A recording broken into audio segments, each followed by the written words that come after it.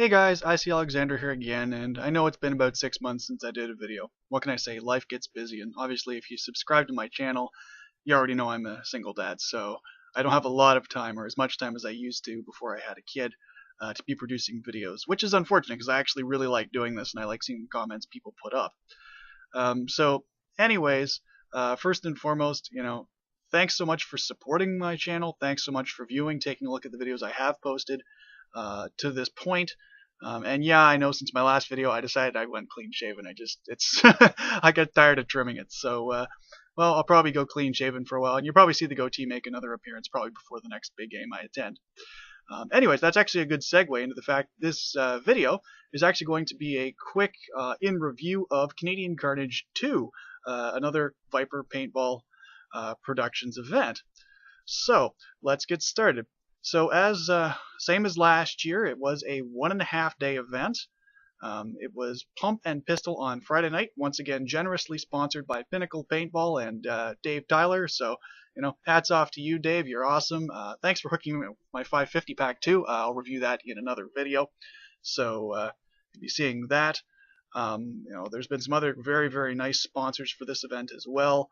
Let's see, Underground Products once again had sponsored it. Tipman, Scarab Arms, Tiberius. I mean, just crazy, crazy amount of sponsors. And sorry about that. That's just my email on my phone going off. There was lots of vendors. There was an Empire tent. Vulcan was there. Key. Who else? Visual Reviews. Kaz, you're awesome. You had a tent. I really, really liked your tent. That was kind of cool. What you were doing there with the stickers and such. I actually picked up a couple, so I will rock those to get the word out about your channel because I think you do some good work there. Let's see what else was there at that event. Well, of course, Pinnacle Paintball had a tent. Another tent I was a big fan of was the Aaron's Army tent, where Sarge was doing lasering of guns. He'd laser a design onto your gun for $30. I actually had my Trilogy sniper, which you saw me shooting in some videos from last year, lasered by him with the Aaron's Army logo on one side and the words basically F Cancer with a skull and crossbones where the U would be on the other. And I'm actually going to review that and give a big shout out to Sarge for doing that, because he could have actually charged me double, but because it was an Aaron's Army thing, he only charged me $30 for both sides. So, tip of the hat to you, Sarge, even though I don't have my hat on, because, well, you rock and what you guys are doing rocks. So anyways, let's get into Carnage. So like I said, 1.5 day event, just like last year. It wasn't at Adrenaline this year. Actually, it was at Flag Raiders. Though, with that said, it actually wasn't bad because Flag Raiders is right next to a campground. It's right next to Bingman's, and it only took us an hour and a half to get there instead of 3+ hours. So that was kind of nice. This year, as per last year, same thing with the paint. Pump event paint was different than main event paint. The pump event paint this year was actually quite nice. It was sky blue fill, so very, very easy to see hits. It was a well-run pump night. Lots of players, lots of fun to be had, lots of interesting stuff there. Main game paint, once again, Vulcan Graffiti made its return. This year's custom fill was bright purple, so actually an amazing choice because it was really easy to see hits, really, really hard for people to wipe or cheat or do anything stupid because, well, it was, you'd be splattered in bright purple paint, and it was a bright sunny day. So that was pretty nice too. So, hats off to Viper, the Northern Gunmen, once again, of course, the Discipline Lords, Cliff Meyer, their leader. And I got to say, Cliff, I love you, man, but you got to bring back the Predator dreads. Those are sort of your trademark, and I really miss those this year. I really did. I was looking forward to seeing you rock those. But no worries. I'm sure I'll see you rock those at, a future scenario event that you guys will ref. So anyways, getting to Flagswipe Paintball, which was where the event was held. Very, very easy this year. Like I said, great camping at Bingman's, right adjacent to the field.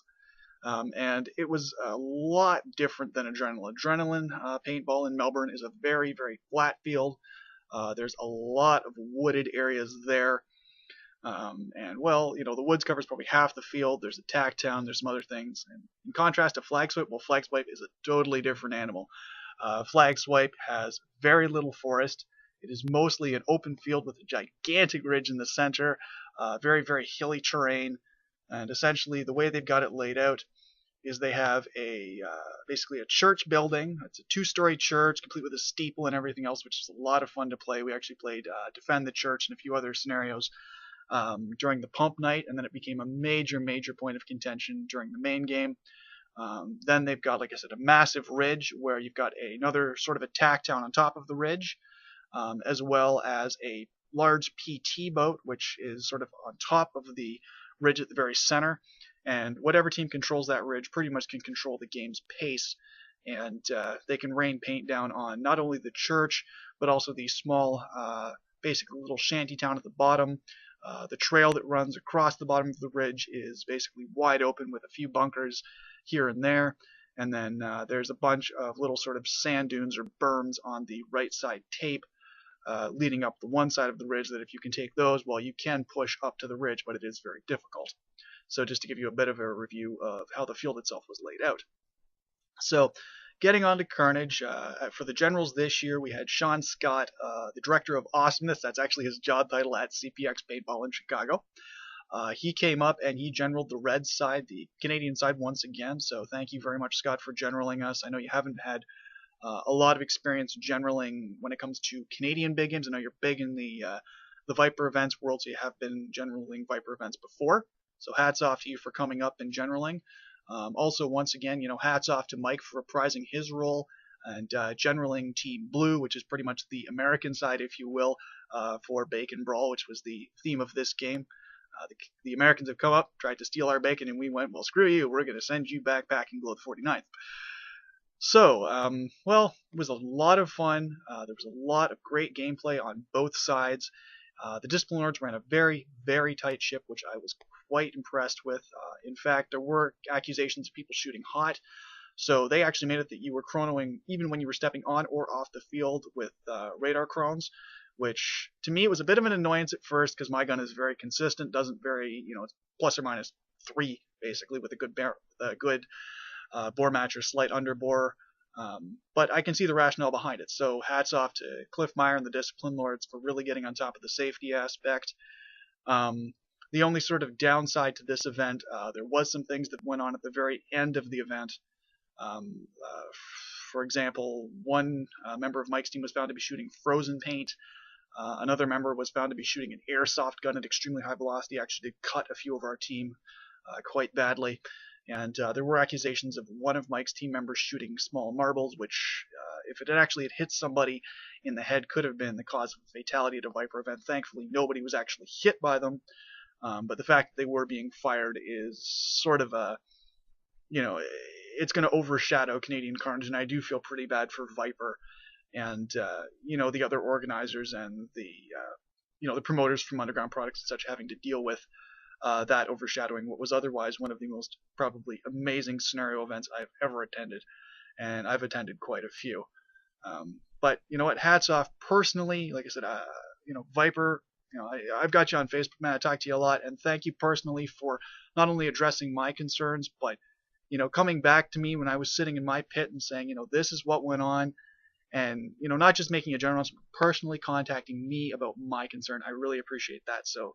Hats off to you personally and professionally. You're a great credit to the scenario world. So I will keep attending your events for as long as I continue to play the game, which, hopefully will be for many decades to come. And hey, maybe one day you'll meet my kid when I bring him out to a scenario event. Probably that will be for about another decade. So you might be, you may be wrapping things up, or you may have passed the torch to someone else. Maybe one of your kids will be leading the Viper crew.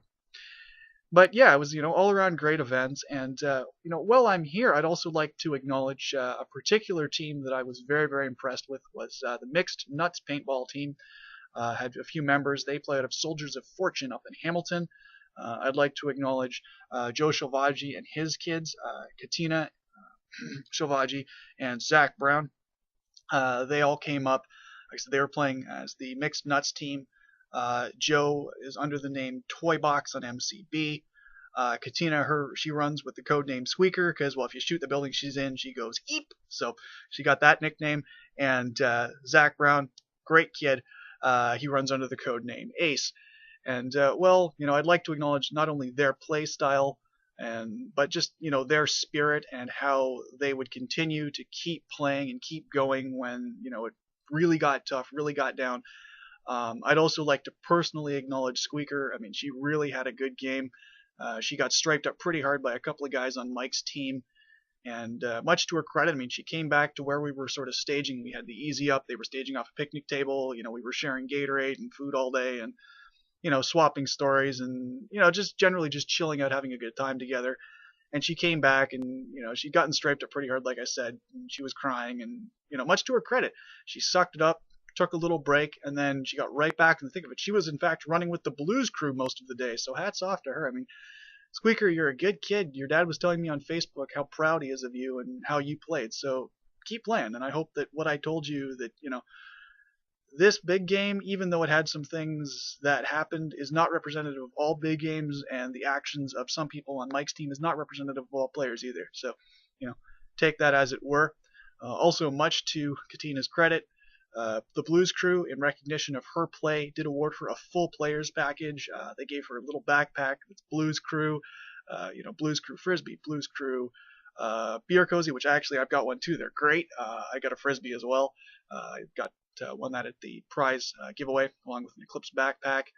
They also gifted her a full player pack, so marker, hopper, tank, mask, the whole works. And then on top of that, well, you must have a horseshoe hidden somewhere on your body, because, well, she also won the Tipman X7 Phenom in the very next drawing. Literally had just gone back, sat with her dad, and wouldn't you know it, Viper pulls her waiver. But much to her credit on that one, when she found out it was too big for her, she did actually give it to her older brother, Zach, which I know he had wanted one for a long time, and he was talking about it when we were all yakking in the pits. So, good on you for giving that to your brother, and I'm sure he'll appreciate that very much and have a good time with it.